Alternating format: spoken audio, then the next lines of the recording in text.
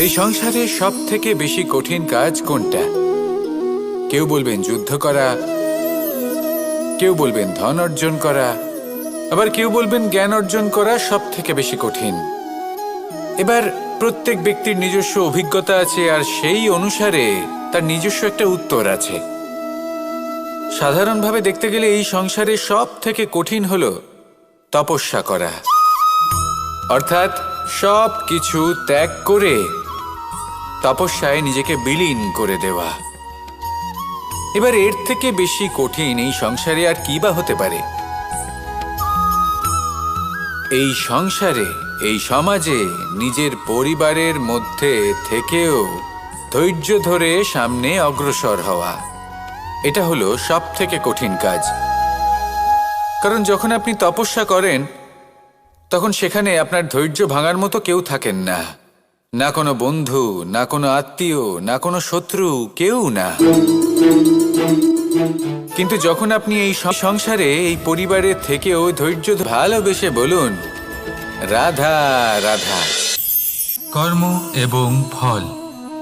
মানুষের স্বভাব হলো এটাই যে তিনি নিজের প্রত্যেক পরিশ্রমের প্রতিফল প্রার্থনা করেন। বেশিরভাগ সময় এই ফলাফলের চিন্তা করতে করতে, কল্পনা করতে করতে উনি কর্ম করতে থাকেন যে আমি এই কাজটা করলে এই ফল পাবো। সেই সব কল্পনা করতে থাকেন যা না তার হাতে আছে, না আছে অধিকার, আর না আছে নিয়ন্ত্রণ। উনি শুধু নিজের কর্ম করতে পারেন। উনি কি ফল পাবেন তা তার হাতে কখনোই নেই। তাই আপনিও শুধুমাত্র কর্ম করতে থাকুন, ফলের চিন্তা করবেন না। মনে রাখবেন, শিকড় এবং শাখা যেভাবে একে অপরের সাথে জড়িয়ে, সেইভাবেই একে অপরের সাথে জড়িয়ে কর্ম এবং ফল। যেরকম কর্ম আপনি করবেন সেরকম ফল আপনি অবশ্যই পাবেন। তাই এই ফলের আশায় কর্মের সময় কখনোই নষ্ট করবেন না, কারণ যে ব্যক্তি সময় নষ্ট করেন, সময় সেই ব্যক্তিকে অবশ্যই নষ্ট করে দেয়।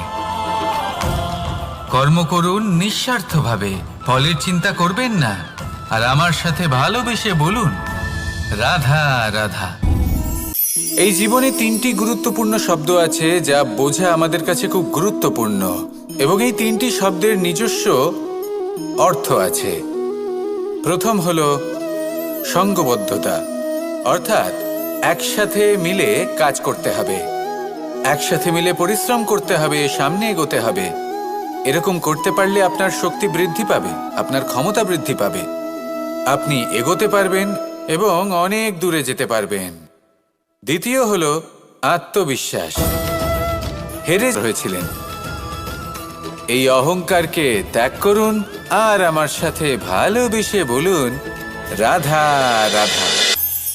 আমরা যখনই কোনো গাছের চারা রোপণ করি তখন সবার আগে পরীক্ষা করে দেখি যে যেখানে আমরা চারা রোপণ করতে চলেছি সেখানকার মাটি আদৌ উর্বর কিনা, সেই মাটি সেই চারাকে বাড়তে সাহায্য করবে কিনা। যখন একটা চারা রোপণের আগে আমরা এত কিছু ভাবতে পারি, তাহলে কাউকে বিশ্বাস করার আগে আমরা কেন ভাবি না? জীবনে কখনো এই বিশ্বাসরূপী চারা কোথাও রোপণ করার আগে বোঝার চেষ্টা করুন যে যার ওপর আপনি বিশ্বাস করতে চলেছেন সে কি আদৌ আপনার বিশ্বাসের যোগ্য কি না। ভেবে দেখুন সেই ব্যক্তি ভবিষ্যতে গিয়ে আপনার বিশ্বাস ভাঙতে পারে কি না। এটাও ভেবে দেখুন যে যাকে আপনি বিশ্বাস করতে চলেছেন তাকে আপনি বিশ্বাস করলে নিজের জীবনের উদ্দেশ্য আমার সাথে ভালোবেসে বলুন রাধা রাধা। রাধা কখনো কখনো আমার জন্য বড়ই সুগন্ধি আতর নিয়ে আসে, পারিজাত ফুলের মালা নিয়ে আসে আমার প্রসাধন করবে বলে, এবং আমার সব থেকে বেশি প্রিয় মাখন নিজে হাতে বানিয়ে আনে আমাকে নিজে হাতে খাইয়ে দেবে বলে, সবকিছু আমাকে প্রসন্ন করবে বলে। কিন্তু আপনি কখনো ভেবেছেন যে এই আতর কিভাবে বানানো হয়? সহস্র ফুলের পাপড়ি একসাথে পিষে নিতে হয়, তারপরে তার থেকে যে রস নিঃসৃত হয় সেই রস দ্বারাই আতর তৈরি হয়। অনেক সংখ্যক ফুলকে অসীম যন্ত্রণা ভোগ করতে হয়, তবে তারা আমার প্রসাধন সামগ্রী হয়ে উঠতে পারে। দুধ থেকে মাখন তৈরি করার জন্য কতটা পরিমাণ মন্থন সহ্য করতে হয় সেটা আপনি জানেন। ঠিক সেই রকমই হলো আমাদের জীবনও। বিপদও আসে, কঠিন পরিস্থিতিও আসে, এর সম্মুখীন হতে শিখুন। মনে রাখবেন, আপনি হলেন সেই দুধ যাকে মন্থন সহ্য করতে হবে মাখন হয়ে ওঠার জন্য। মনে রাখবেন, আপনি হলেন সেই ফুলের মতন যাদের পিষ্ট হতে হবে সুগন্ধি আতর হয়ে ওঠার জন্য, যাকে এই সংসার পছন্দ করে। কখনো কখনো জীবনে আপনার সাথে খারাপ শুধুমাত্র এই কারণে ঘটে যাতে আপনার শ্রেষ্ঠ রূপ এই সংসারের সামনে আসতে পারে। শুধুমাত্র কঠিন পরিস্থিতি এবং বিপদকে একটা সুযোগ হিসেবে দেখার চেষ্টা করুন। আপনার জন্য এই সংসার বদলে যাবে, সংসারকে দেখার দৃষ্টিভঙ্গি পাল্টে যাবে, আপনার ভাগ্য পাল্টে যাবে, আর এই মন প্রসন্ন হয়ে বলবে রাধা রাধা। পাশা নামক এই খেলাটি আপনারা নিশ্চয়ই খেলেছেন, না খেলে থাকলে দেখেছেন, আর যদি দেখেও না থাকেন তাহলে নিশ্চিত রূপে শুনেছেন। মহাভারতের এই মহাযুদ্ধ কোথাও না কোথাও এই পাশা নামক খেলার কারণে হয়েছিল। পাশার এই বিচিত্র খেলা, দান, এইসবের কারণে কেউ নিজের মাথায় রাজ মুকুট পরিধান করেছিলেন, আবার সেখানেই পরাজিত হওয়ার জন্য কাউকে বনবাসও ভোগ করতে হয়েছিল। কিন্তু এই খেলা সমাপ্ত হওয়ার পরে সমস্ত ঘুঁটি আর এই পাশার ছক একই পুটলিতে স্থান পেল।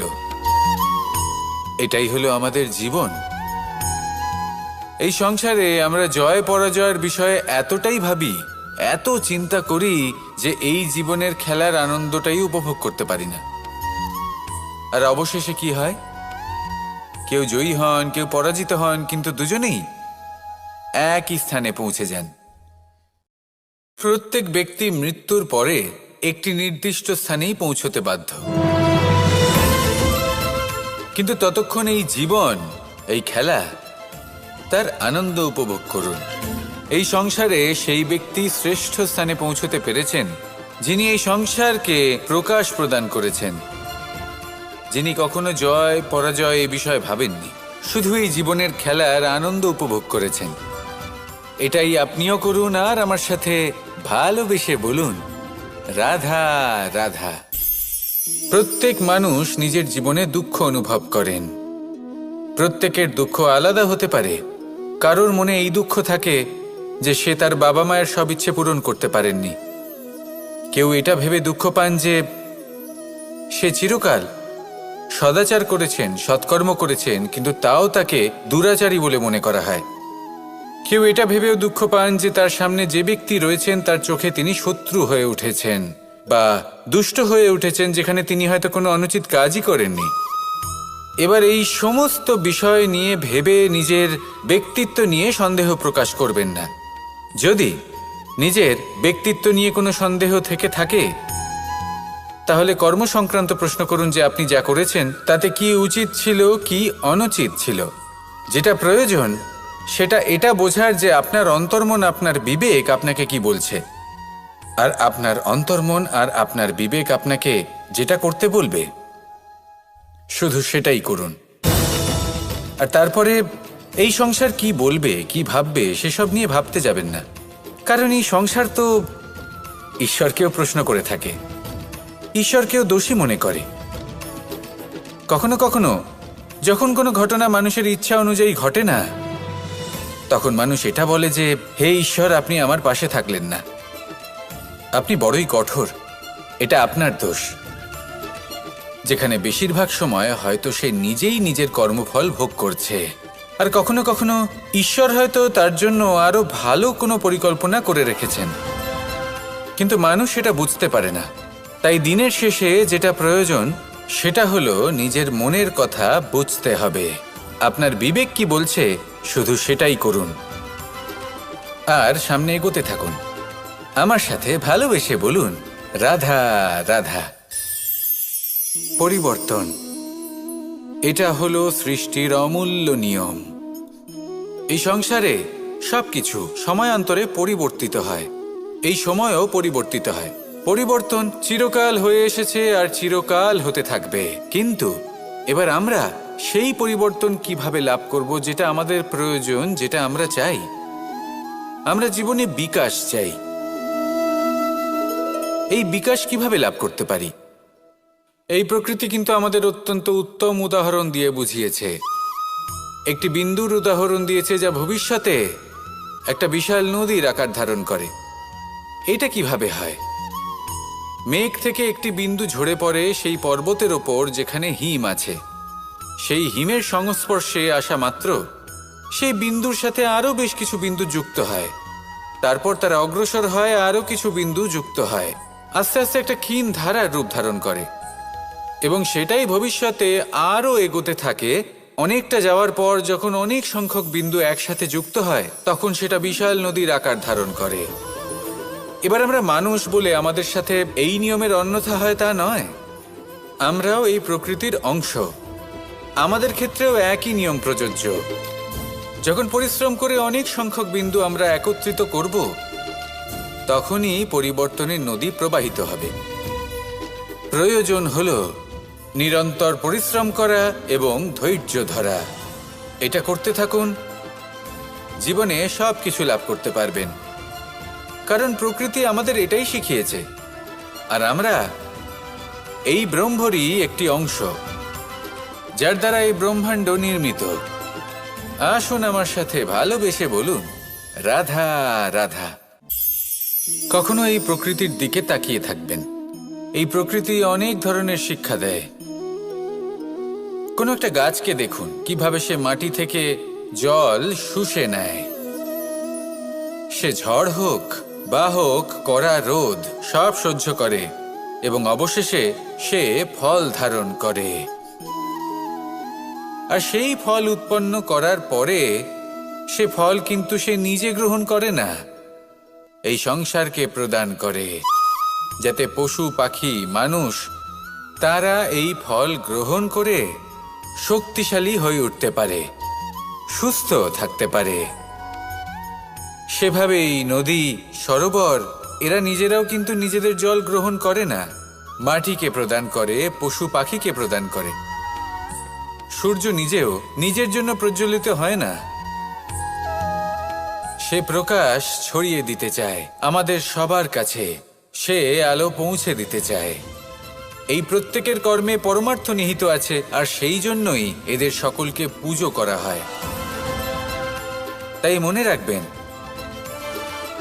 আপনার কাছে জীবন যাপনের অতিরিক্ত যা কিছুই আছে তা পরমার্থের জন্য। তাহলে তার সদ্ব্যবহার করুন আর আমার সাথে ভালোবেসে বলুন, রাধা রাধা। আমরা প্রত্যেকেই অবশ্যই এমন সময় দেখেছি যখন অনেকগুলো সমস্যা একসাথে আমাদের জীবনে এসে পড়ে। সমস্যা আমাদের প্রত্যেকের জীবনেই থাকে। আমরা তার সমাধান খুঁজতে চেষ্টা করি, কখনো সমাধান খুঁজে পাই, আবার কখনো যতই চেষ্টা করি না কেন কোনো সমাধান খুঁজেই পাই না। আর যখন এটা হয় তখন মানুষ অত্যন্ত বিচলিত হয়ে পড়েন। নিজের আত্মীয় স্বজন, নিজের বন্ধু বা সংসার এদের ওপরে এই দোষ চাপিয়ে দেন যে এদের জন্যই এই সমস্যা এসেছে। এবার যদি আমি আপনাকে কোনো পরামর্শ দিই তাহলে এটাই বলবো যে দৃষ্টিভঙ্গি পাল্টে দেখুন। এই দৃষ্টিভঙ্গি দিয়ে দেখুন যে এই সংসারে যে সমস্যায় আসুক না কেন তার জন্য কেউ দোষী নয়, না আপনি না অন্য কেউ। এই পুরো খেলাটাই আপনার মানসিকতা, আপনার দৃষ্টিভঙ্গির, আপনার মনের। কিভাবে বোঝাচ্ছি? যখন আমাদের মন শক্ত থাকে তখন কঠিন থেকে কঠিনতর পরিস্থিতিও আমাদের জীবনে খুব বেশি হলে প্রতিস্পর্ধা হয়ে থেকে যায়। সেখানে যদি আমাদের মন দুর্বল থাকে তখন অল্প কঠিন পরিস্থিতিও আমাদের কাছে খুব বড় সমস্যা হয়ে যায়, তাই না? একটা শক্ত মন কঠিন পরিস্থিতিকে প্রতিস্পর্ধা হিসেবে দেখে আর তার মধ্যে ওটা সুযোগ খুঁজে নেয়। আমাদের শুধু এটাই করতে হবে। এই সংসারে অন্য কাউকে দোষী মনে করলে আপনার সমস্যা দূর হয়ে যাবে না। সেই জন্য এই সংসারকে দোষ দেওয়ার বদলে এই সমস্যার মূলে চলে যান, সেটাকে বুঝুন, নিজের এই মনকে শক্ত করে তুলুন। যদি আপনার মন শক্তিশালী হয় তাহলে এই সংসারে অনেক বড় বড় কঠিন থেকে কঠিনতর পরিস্থিতিও যদি আসে, আপনার জীবনে যতই বড় বড় সমস্যা আসুক না কেন আপনার লক্ষ্য লাভে বাধা দিতে পারবে না। আসুন আমার সাথে ভালোবেসে বলুন, রাধা রাধা। আমরা সবাই পাথর দেখেছি, পর্বতও দেখেছি, শুকনো পাতাও দেখেছি, শ্যামল বনানীও দেখেছি। কখনো ভেবেছেন পাথরের অস্তিত্ব কিন্তু ততক্ষণ পর্যন্ত যতক্ষণ সে পর্বতের গায়ে আটকে থাকে। যখন সেই পর্বত থেকে সেই পাথর ভিন্ন হয়ে যায় ও নিজের অস্তিত্ব হারিয়ে ফেলে আস্তে আস্তে। কখনো পাথর কেটে বা কখনো পিষ্ট হয়ে সেই পাথর আস্তে আস্তে মাটিতে পরিণত হয় এবং পূর্ণরূপে নিজের অস্তিত্ব হারিয়ে ফেলে। এটাই পাতার সাথেও হয়। এই পাতা যতক্ষণ গাছের ডালের সাথে যুক্ত ততক্ষণ তার অস্তিত্ব থাকে। যখনই ডাল থেকে বিচ্ছিন্ন হয় সেও নিজের অস্তিত্ব হারিয়ে ফেলে। আর এটাই আমাদের সাথেও হয়। যতক্ষণ আমরা নিজেদের আপনজনের সাথে যুক্ত থাকি আমাদের অস্তিত্ব বজায় থাকে। যখন আপনজনদের সাথে সম্পর্ক ছিন্ন করি তখন আমরাও আমাদের অস্তিত্ব হারিয়ে ফেলি। এবার এই সংসারের প্রত্যেক ব্যক্তি স্বতন্ত্র থাকতে চান, আর অনেক ব্যক্তি স্বতন্ত্র থাকবেন বলে আপনজনদের দূরে করে দেন আর তাদের সাথে এই সম্পর্ক ছিন্ন করেন। এটা কি সত্যি প্রয়োজন? আপনজনদের সাথে সম্পর্ক ছিন্ন করে নিজের অস্তিত্ব হারিয়ে ফেলা প্রয়োজনীয়, নাকি আপনজনদের সাথে সম্পর্ক বজায় রেখে নিজেদের স্বতন্ত্র করে রাখা সেটা আবশ্যক? নির্বাচন আপনারই। আসুন আমার সাথে ভালোবেসে বলুন, রাধা রাধা। আপনি কি কখনো নৌকা যাত্রা করেছেন? করে না থাকলেও নিশ্চয়ই দেখেছেন যে এই জল যা নিজের অন্তরে সব কিছু সমাহিত করে নিতে পারে, এই নৌকা সেই জলের ওপরেই ভেসে থাকে। নদীর স্রোত কাটিয়ে সে সামনে অগ্রসর হয়। কিন্তু যদি এই নৌকায় কোনো ছিদ্র হয় তাহলে কিন্তু সেই নৌকা ডুবে যাবে। আর এতে কোনো তফাৎ হবে না যে সেই ছিদ্র ছোট নাকি বড়, নৌকা ডুবে যাবে। এই ছিদ্র হলো আমাদের জীবনে আমাদের অপগুণ, আমাদের দোষ, আমাদের বিকার। কখনো এটা ভাববেন না যে এই দোষ খুবই ছোট, এতে কিছুই যাবে আসবে না। না, সেই ছোট দোষ, সেই ছোট বিকার যদি সেটাকে শুধরে না নেন তাহলে সেটা আপনাকে আপনার পতনের দিকে নিয়ে যাবে। শেষ পর্যন্ত এটা আপনার উপর নির্ভরশীল যে আপনি কি চান। আপনার জীবনের এই নৌকা এভাবেই ডুবে যেতে দেখবেন, নাকি নিজেকে শুধরে নিয়ে সেই নৌকার সেই ছিদ্রটাকে ভরিয়ে তুলতে চাইবেন? নির্বাচন আপনার। আসুন আমার সাথে ভালোবেসে বলুন, রাধা রাধা। জল, জলই পৃথিবীতে বেঁচে থাকার জন্য আবশ্যক তো বটেই, কিন্তু এই জল আমাদের একটা অত্যন্ত গুরুত্বপূর্ণ শিক্ষা প্রদান করে। কখনো এই জলকে দেখেছেন? যে পরিস্থিতিতেই এই জল প্রবাহিত হোক না কেন, এর উপর যা কিছুই প্রভাব থাকুক না কেন, এর পথে যতই বাধা আসুক না কেন, তার মধ্যে থেকে ও নিজের পথ ঠিক বের করে নেয়, কিন্তু নিজের প্রবাহ থামতে দেয় না, ক্রমাগত অগ্রসর হতে থাকে। সেরকমই একটা শিক্ষা যেটা আমরা জল থেকে পেয়ে থাকি তা হলো এটা, আমরা যখন জলের দিকে তাকাই তখন আমরা নিজের প্রতিবিম্ব দেখি, স্পষ্টভাবে দেখতে পাই। কিন্তু তখনই দেখতে পাই যখন এই জল শান্ত থাকে, স্থির থাকে। যদি এই জল অশান্ত হয়ে থাকে, স্থির না হয়, তাহলে আমরা এতে নিজের প্রতিবিম্ব দেখতে পাই না। এটাই আমাদের মনের সাথেও হয়ে থাকে। যখনই জীবনে কোনো সংকট আসে, যদি আমরা শান্ত মনে, স্থির মনে সিদ্ধান্ত নিই, তাহলে সেটা এমন একটা শীতল সিদ্ধান্ত হবে যেটা আমাদের ভবিষ্যৎকে একটা শ্রেষ্ঠ স্থানে নিয়ে যাবে। যদি এই মন অশান্ত হয়, বিচলিত হয়, পীড়িত হয়, দুঃখিত হয়ে থাকে, রুষ্ট হয়ে থাকে, তাহলে অনেক সময় আমরা এমন সিদ্ধান্ত নিই যেটা আমাদের জন্য অনুচিত প্রমাণিত হয়। যখন আপনি ক্রুদ্ধ ছিলেন বা দুঃখের বশে ছিলেন, তখন অনেক সময় হয়তো এমন সিদ্ধান্ত নিয়েছেন যেটার জন্য ভবিষ্যতে আপনি অনুশোচনা করেছেন।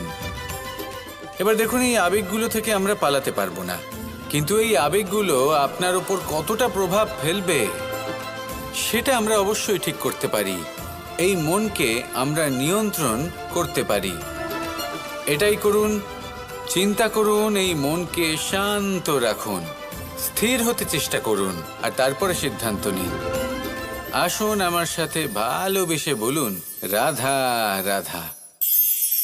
এই সংসারে ভৌতিক বস্তুরও নিয়তি আছে। যারাই এই সংসারে আসে বা উৎপন্ন হয়, তারা কিছুমাত্র সময় পর্যন্তই এখানে থাকতে পারে, আর তারপরে সেও লুপ্ত হয়ে যায়, অর্থাৎ সে নিজেও এই পঞ্চমহাভূতে সমাহিত হয়ে যায়। আমাদের সাথেও ঠিক এটাই হয়। সেই জন্যই ঈশ্বর দ্বারা প্রদত্ত এই উপহারের বিষয়ে ভাবুন, এই জীবনের বিষয়ে ভাবুন। ঠিক যেমন বিশ্বাস ভঙ্গ হলে কোনো ব্যক্তি আমাদের কাছে অপরিচিত হয়ে যান, ঠিক সেরকমই শেষ নিঃশ্বাস ত্যাগের পর এই শরীরও আমাদের কাছে পরই হয়ে যায়। তাই এই শরীর থাকাকালীন শ্রেষ্ঠভাবে একে সদ্ব্যবহার করুন, এই জীবনে শ্রেষ্ঠ কর্ম করুন। আর এই জীবনকে শ্রেষ্ঠভাবে যাপন করার জন্য কিছু কথা বোঝা প্রয়োজনীয়। যদি আপনি কারোর প্রশংসা করেন, তাহলে পূর্ণ হৃদয় দিয়ে করুন। যদি আপনি হস্তক্ষেপ করে থাকেন, তাহলে মস্তিষ্ক দ্বারা করুন।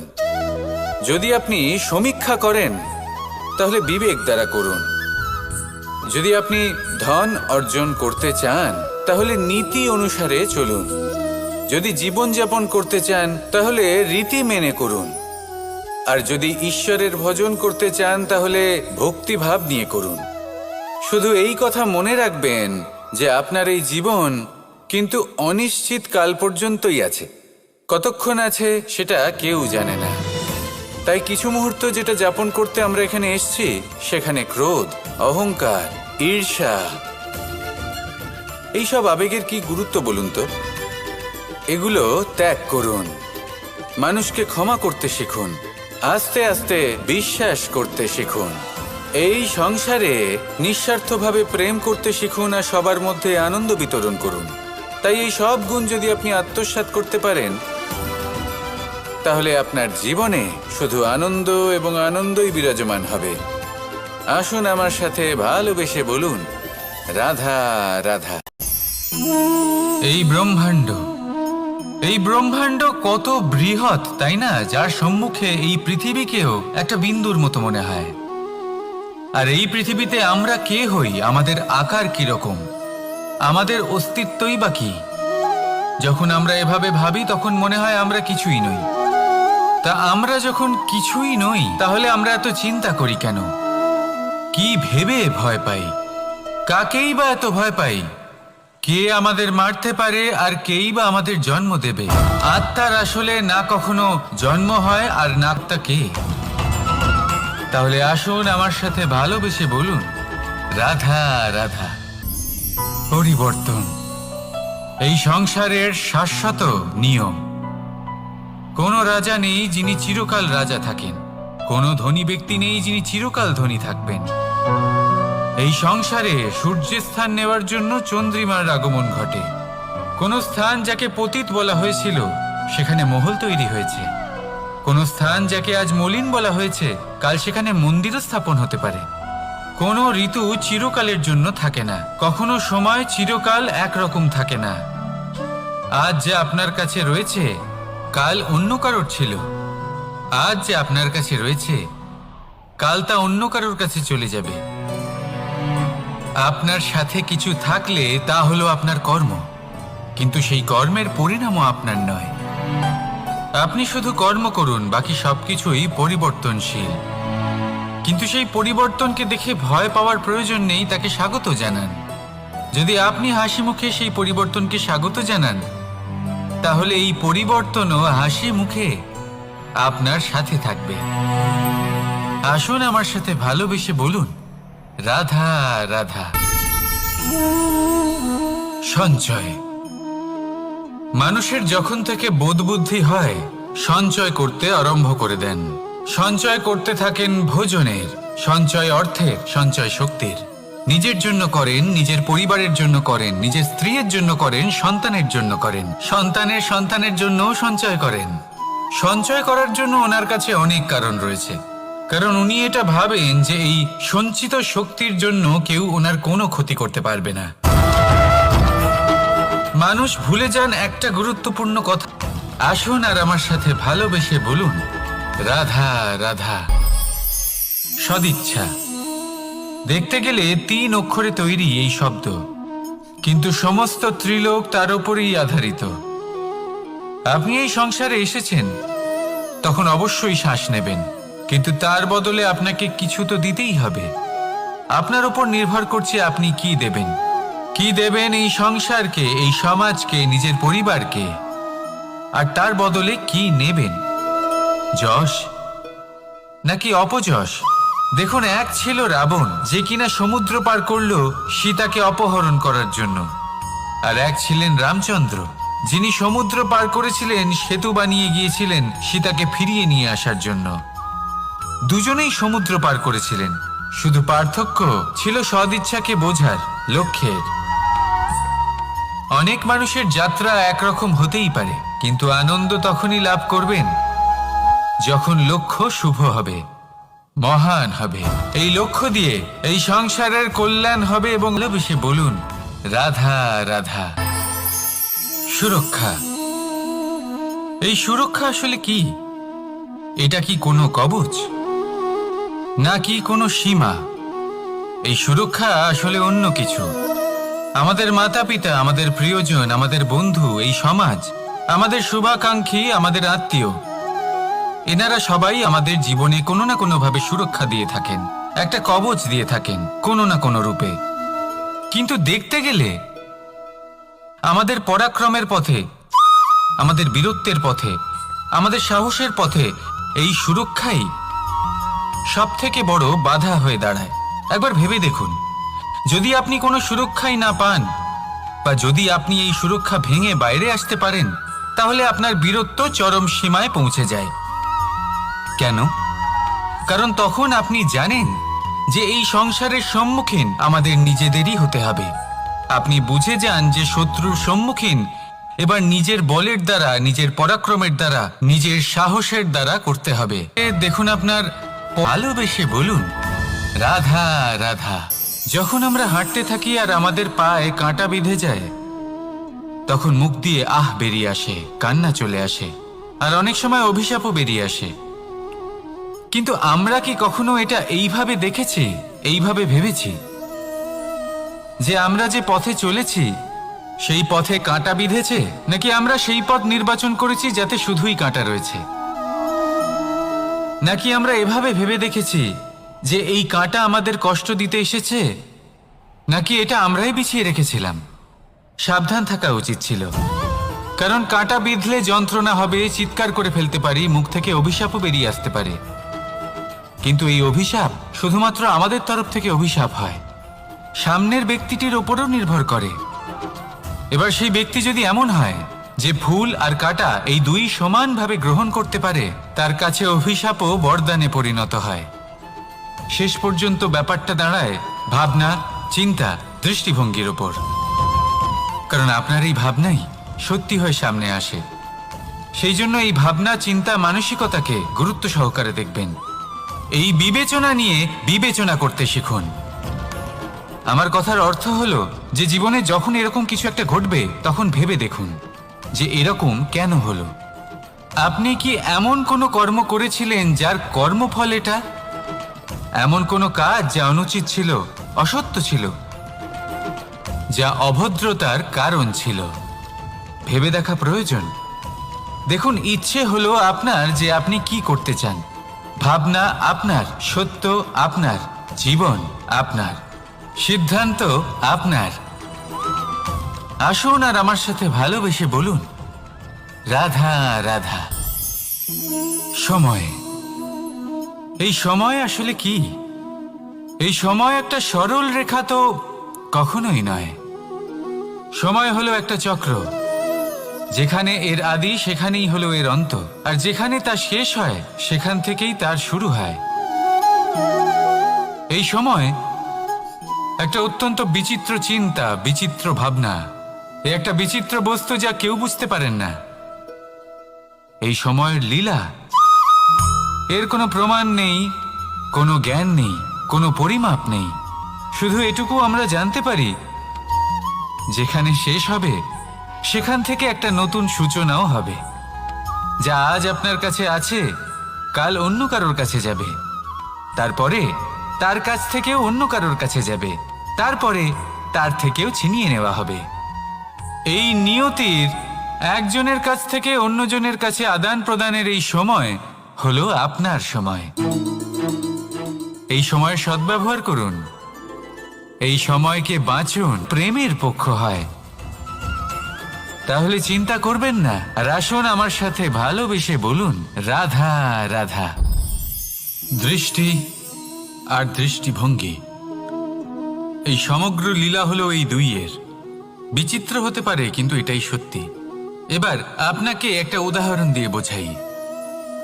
অনেক সময় আপনি কোনো ব্যক্তিকে এটা বলতে শুনবেন যে আমি আমার নিজের উপরে গর্ব করি, আমি নিজেকে নিয়ে গর্ব করি, আমি খুব ভালোভাবে আমার মা বাবার সেবা করি, ওনাদের আমি সবসময় সুখী রাখি, ওনাদের আমি একটা বাড়ি দিয়েছি, সকল সুখ সুবিধা দিয়েছি, ওনাদের জীবনে প্রত্যেক জিনিস দিয়েছি আর দেব যা তাদের প্রয়োজন।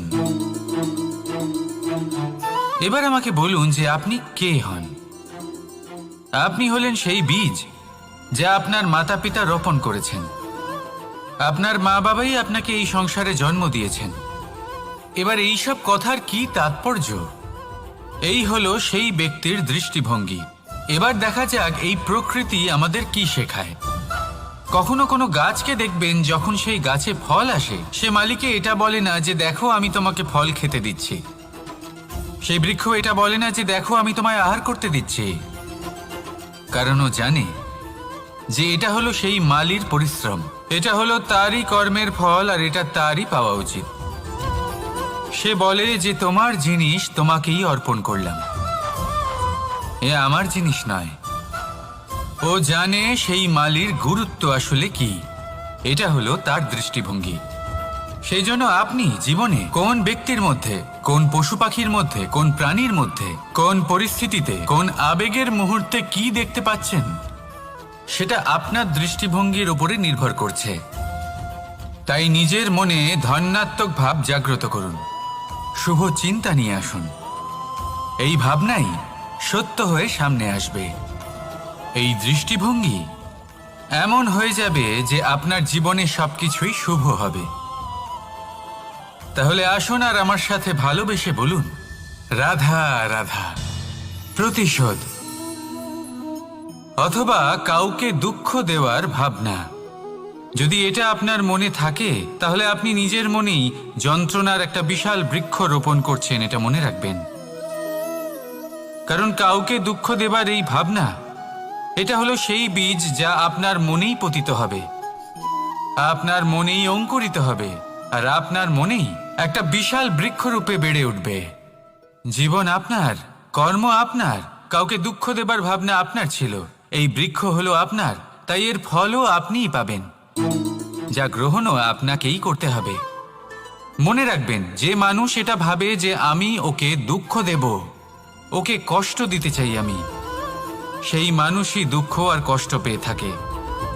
যদি সেই জায়গায় আপনি এটা ভাবেন যে আমি কাউকে সুখী করে তুলতে চাই, বলুন রাধা রাধা।